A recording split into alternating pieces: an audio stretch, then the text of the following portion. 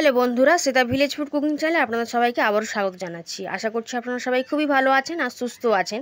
তো বন্ধুরা, প্রত্যেক দিনের মতো আজকেও আমি একটা রেসিপি নিয়ে হাজির হয়ে গেলাম। আজকে বানাবো ঘরে যে চাল থাকে সেই চাল দিয়ে একটা হালকা ফুলকা নাস্তা রেসিপি বা টিফিনের রেসিপি শেয়ার করব। খেতে কিন্তু ভীষণ সুন্দর হয় আর বানানো কিন্তু একেবারেই সহজ। টিফিনের রেসিপিটা শেষ পর্যন্ত দেখার জন্য আপনাদের সকলের কাছে অনুরোধ রইল।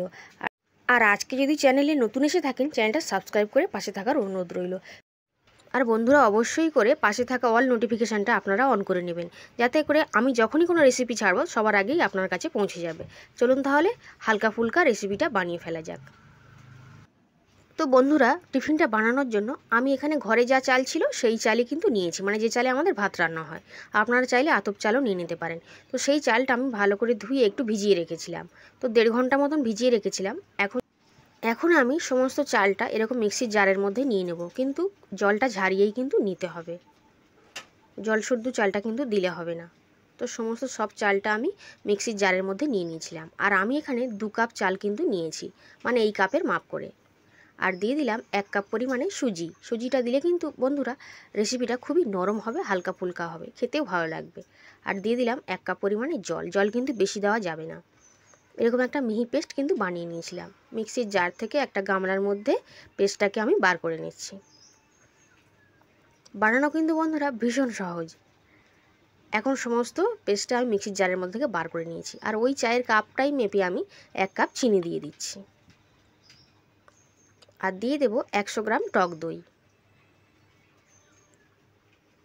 আর দিয়ে দিলাম সামান্য পরিমাণে লবণ। দিয়ে সমস্ত সব কিছুকে একসঙ্গে খুব ভালো করে মিশিয়ে নেব। কোনো রকম জল কিন্তু দেওয়া যাবে না। টক দইটা দিলে বন্ধুরা রেসিপিটা খেতেও ভালো লাগবে আর বেশ ফুলকোও হবে, মানে ফুলবেও খুব সুন্দরভাবে। তো সব কিছুকে একসঙ্গে দিয়ে এইভাবে একটু টাইম নিয়ে কিন্তু মিশিয়ে নিতে হবে। দেখুন, আমি 5 মিনিট মতন এইভাবে মিশিয়ে নিয়েছি। ব্যাটারটা কতটা স্মুথ হয়ে গেছে আর ঘনত্বটা এরকমই হবে। এখন আমি ঢাকা দিয়ে কিছুক্ষণের জন্য রেখে দেব। ঢাকা দিয়ে দিলে চিনিগুলোও গলে যাবে, সুজিটাও ফুলে উঠবে। তাই কিছুক্ষণ পর ঢাকনাটা খুলে নিলাম। আর দিয়ে দিচ্ছি 1/2 চামচ মতন বেকিং পাউডার। আর 1/2 চামচের একটু কম, মানে সামান্য পরিমাণে দিয়ে দিলাম বেকিং সোডা, মানে খাবার সোডা। বেকিং পাউডার খাবার সোডাটা দিয়ে খুব ভালো করে কিন্তু ফেটিয়ে নেব। তো 10 মিনিটের মতন এইভাবে ফেটিয়ে নিতে হবে। যতটা সুন্দরভাবে ফেটানো হবে ফুলবেও তত, আর তত খেতে বেশি ভালো লাগবে। এখানে আমি এরকম একটা প্লেট মতন নিয়ে নিয়েছি বা থালা, আর একটু থালাতে একটু তেল দিয়ে দিলাম। তাতে করে কিন্তু রেসিপিটা খুব সুন্দরভাবেই থালা থেকে উঠে আসবে। আর ব্যাটারটাকে যেটা বানিয়ে রেখেছিলাম সেটা কিন্তু এর মধ্যে সবটুকুই ঢেলে দিচ্ছি।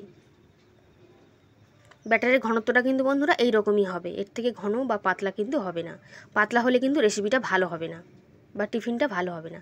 এখন থালাটাকে একটু ঝাঁকিয়ে নিলাম। আর গ্যাসের ওভেনে আগে থেকে এরকম একটা গামলাতে জল বসিয়ে একটু গরম করে নিয়েছি। তারপর কিন্তু এরকম থালাটা দিয়ে দিচ্ছি, দিয়ে উপর থেকে ঢেকে দেব।